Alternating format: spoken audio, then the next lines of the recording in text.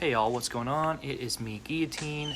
I am back after about a week of being out. Halloween's a pretty big deal around here, but I'm ready to get back to it. I've been on a pretty frustrating losing streak. It happens to me pretty often when a new update hits. I don't know if some balancing things or whatever, but my usual ways of winning are currently not. But the bright side is I finally have some footage to do a video about how I like to break down film. So that's what we'll be doing today. Usually when I watch a replay, I like to watch it around 3 times. I like to watch it again from my perspective. I like to watch it a second time with in just straight up spectator mode with the whole map open to see kind of what my enemy was doing while I was building.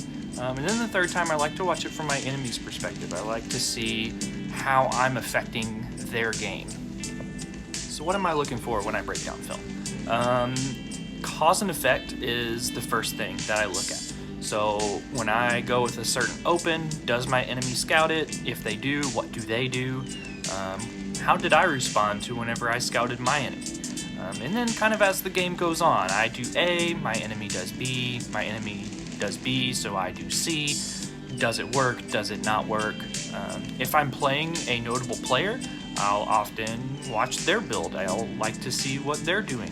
Maybe they do something incredibly well, and I just want to know how and why it worked. Self-scouting is probably the most important thing for looking at film, and so I used to watch just about every game, but now I really only watch every loss and then the really competitive and fun games. So let's get into it here. So I'm up against Gunfu member Rain Legend. We play together quite often, we team up a bit. Here I'm going to swap the camera to just my perspective. I'm going for that gas or worker gas barracks type open. I decided I was going to try and get somewhat of a rush going. So instead of scouting, I'm going to go and send out dogs. I'm going to scout with dogs. Not something I do too often, but I wanted to mix it up a bit. I see that he's got dogs and a Viking coming out. So I'm going to rethink my game plan. I'm going to come back.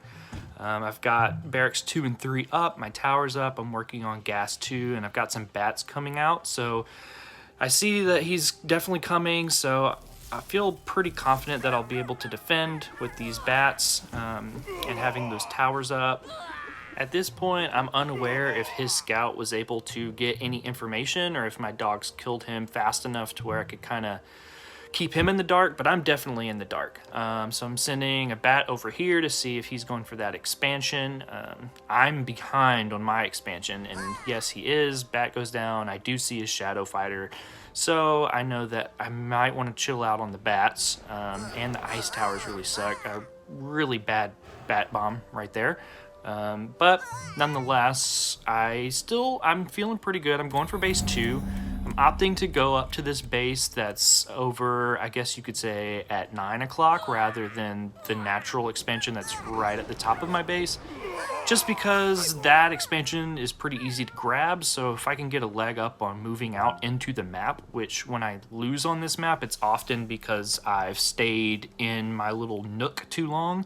And so, yeah, I just wanted to get a leg up on getting out. I'm usually pretty good at this map because of my playstyle of expanding often and quickly, and all of the natural little corridors make it to where I can do a bunch of like ambush style attacks. Here in a second, I'm going to be going for my first upgrade. I'm going for that needle mastery. It's going to allow my Voduns to shoot from like farther distance. It's going to increase their range. I really enjoyed this rune. I think it helps out a lot, especially versus mini dragons. But knowing if and when to spend on these upgrades is really causing me to rethink a lot about how I play this game. I put that tower up at 12 o'clock to try to deter him from going up there while I go and start expanding to the bottom left. He attacks, I'm able to hold it, and I kind of just pull my troops back, hopefully heal up that tower.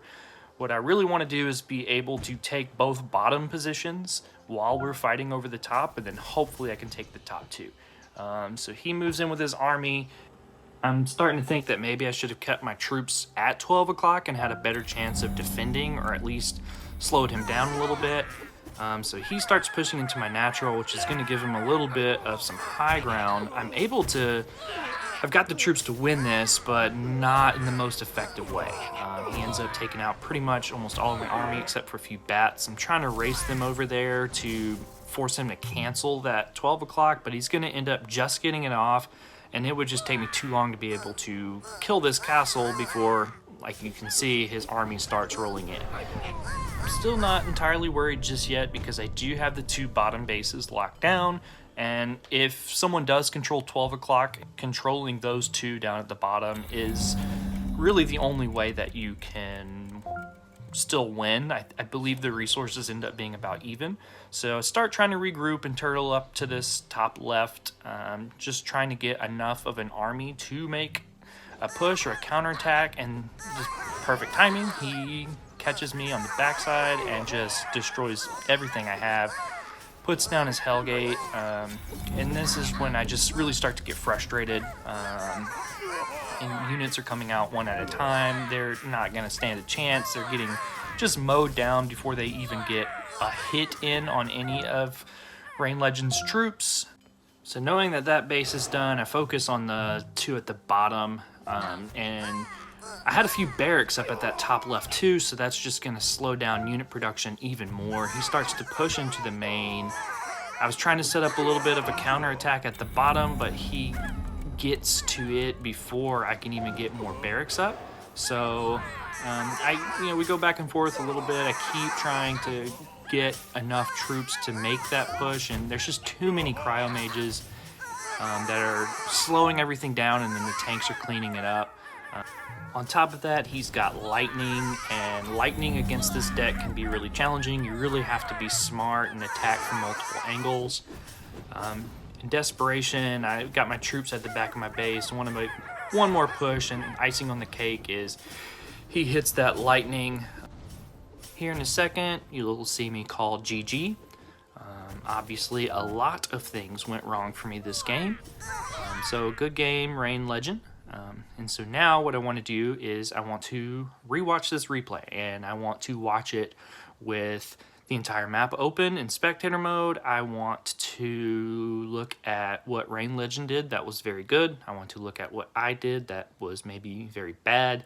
I want to know how I lost and what part of the game, where did things go wrong, because I know that I can play better than this, and so I want to see why I played so poorly. So let's open up the replay again and get right back into it.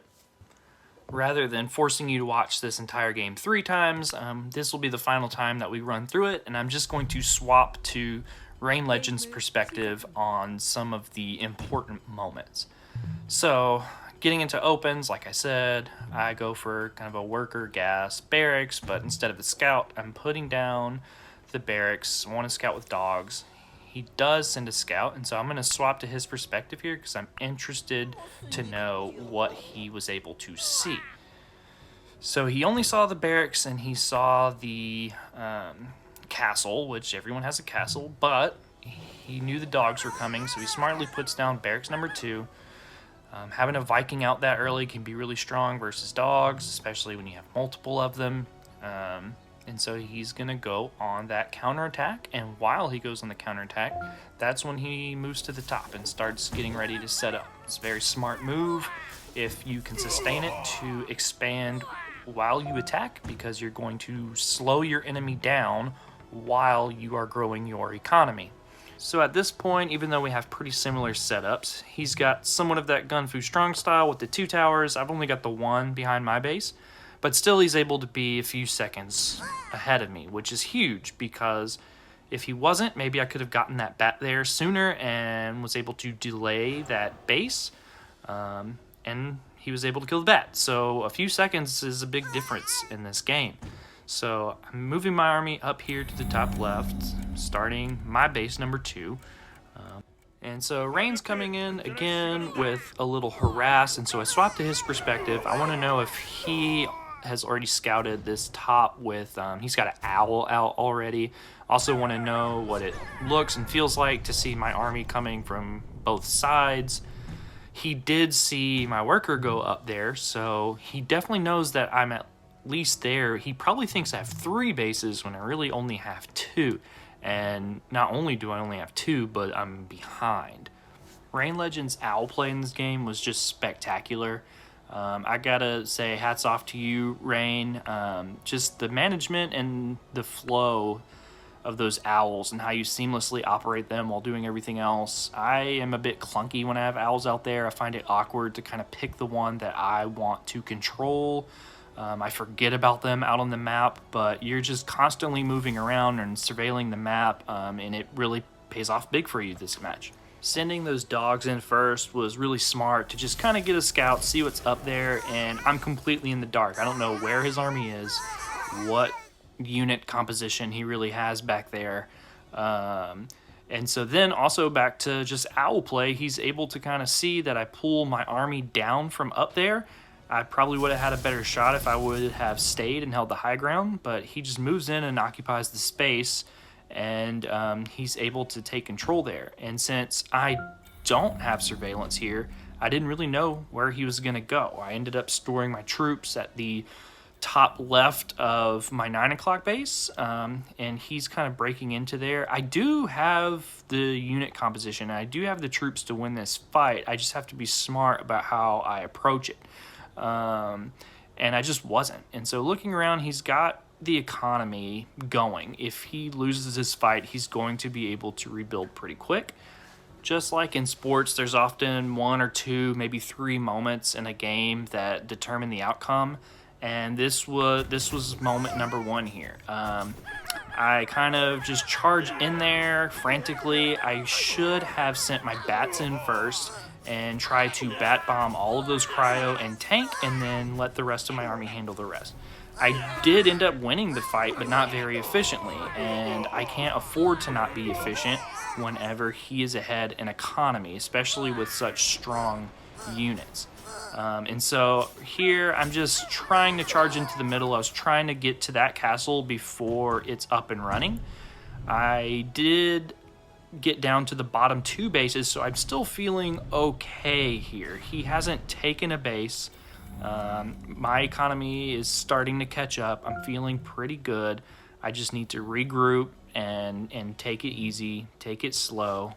And fool me twice, shame on me. He's able to scout me with those owls, really catch me off guard. Lightning is just detrimental versus this deck when you've got tanks.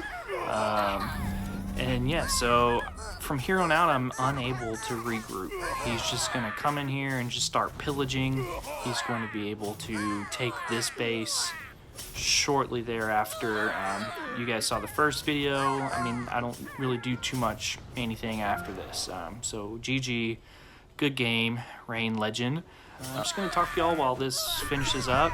If you play the game often, you probably have realized that I, myself, and a few other of the top players are no longer with Korea #1. There's no drama there or anything. I'm going to make another video later this week kind of explaining what happened. It's kind of a story, but there is no drama. We're all still friends. We all still chat every day. But basically, Korea #1 is breaking off into 4 different clans, and so I'll be explaining that in a future video, probably later this week. Also, my Russian friend, Invader 611, he has a channel. I'm going to link it down in the description. He also streams live on Twitch. We are trying to link up tomorrow, which will be Friday for me, and get some footage together. So you could either watch live on his channel or check back here, and maybe I'll have some highlights or a good game or something. I'm excited about it. We're trying to work the time out. It's an 8-hour time difference, but it'll be fun, some fun collaboration. Invader has an interesting style, a style that's definitely influenced me. And so I don't know if we've really ever teamed together, so it should be a blast. So that's going to be it for this film study. I really hope you found it helpful. If you're a newer player, you need to be watching replays. If you find yourself losing a lot, particularly to players with higher levels than you, learning to be 1, 2, 3 steps ahead of your enemy will get you a lot more wins. Anyways, thank you all so much for watching. please continue to like and subscribe and all that nonsense. This has been a whole lot of fun, and yeah, I will holler at you all next time.